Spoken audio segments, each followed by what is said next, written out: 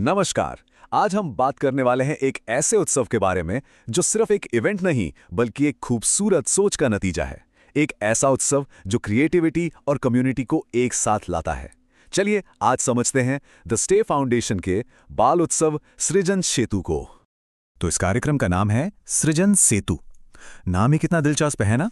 सृजन यानी कि कुछ नया बनाना और सेतु यानी कि पुल। ये नाम अपने आप में ही इस उत्सव का पूरा मकसद बता देता है। मतलब एक ऐसा पुल जो हमारी नई पीढ़ी को, बच्चों को उनकी संस्कृति और उनकी अपनी क्रिएटिविटी से जोड़ता है। आइए इस पहल को थोड़ा और करीब से देखते हैं। तो सवाल उठता है कि ये इतना बड़ा और इतना मीनिंगफुल आयोजन आखिर हुआ कहां और इसके पीछे कौन लोग थे। चलिए जानते हैं। ये उत्सव हुआ था प्रयागराज के नैनी में अवंतिका रामलीला पार्क में और इसे ऑर्गेनाइज किया था द स्टेप फाउंडेशन ने। जगह का चुनाव देखिए, एक पब्लिक पार्क। मतलब ये एक ऐसा इवेंट था जो सीधे कम्युनिटी के बीच उनके अपने पार्क में हुआ। और जानते हैं इस आयोजन के लिए दिन भी कितना खास चुना गया था। ये हुआ था पंडित जवाहरलाल नेहरू जी की जयंती पर, जिसे हम सब बाल दिवस यानी चिल्ड्रंस डे के तौर पर मनाते हैं। तो बच्चों के लिए बच्चों के ही दिन पर इससे अच्छा तोहफा और क्या हो सकता था। इस कार्यक्रम की अहमियत का अंदाजा आप इसी बात से लगा सकते हैं कि इसके मुख्य अतिथि थे प्रयागराज के लोकसभा सांसद माननीय कुंवर उज्ज्वल रमण सिंह जी। अब भारत में कोई भी शुभ काम हो, उसकी शुरुआत हमारी परंपराओं और सम्मान के साथ होती है, और सृजन सेतु भी इससे अलग नहीं था। कार्यक्रम की शुरुआत हुई हमारी भारतीय परंपरा के अनुसार दीप प्रज्वलन के साथ। इसके बाद माननीय सांसद जी ने सभी को संबोधित किया और फिर संस्था ने उन्हें अंगवस्त्रम भेंट करके सम्मानित किया। ये सिर्फ एक फॉर्मेलिटी नहीं थी, बल्कि ये हमारी संस्कृति का एक खूबसूरत हिस्सा है, जहां ज्ञान और सम्मान को सबसे ऊपर रखा जाता है। अपने संबोधन में माननीय सांसद जी ने द स्टेप फाउंडेशन के सामाजिक कामों की दिल से तारीफ की। उन्होंने संस्था जो भी कोशिशें कर रही है उसके लिए अपना आभार भी जताया, जो आयोजकों के लिए यकीनन एक बहुत बड़ा एनकरेजमेंट रहा होगा। सम्मान की इसी कड़ी को आगे बढ़ाते हुए संस्था की कोषाध्यक्ष श्रीमती महालक्ष्मी पांडे जी ने मुख्य अतिथि को अंगवस्त्रम और एक स्मृति चिन्ह देकर सम्मानित किया। अच्छा, ये तो हो गई कार्यक्रम की शुरुआत की बात, पर इस उत्सव का असली मकसद क्या था, इसकी आत्मा क्या थी? आखिर ये नाम सृजन सेतु का असल मतलब क्या है?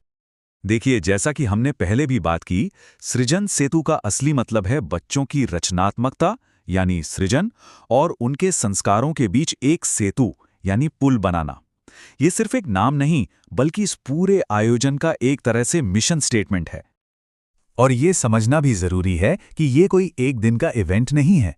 द स्टेप फाउंडेशन तो सालों से समाज के लिए लगातार काम कर रही है, जैसे कि एजुकेशनल प्रोग्राम्स चलाना, पेड़ लगाना, बच्चों को कल्चरल ट्रेनिंग देना, योग सिखाना और यहाँ तक कि गंगा सफाई अभियान जैसे जरूरी कामों में भी ये संस्था लगी हुई है। तो जाहिर है इतना बड़ा आयोजन कुछ लोगों के जुनून और मेहनत के बिना तो मुमकिन ही नहीं था।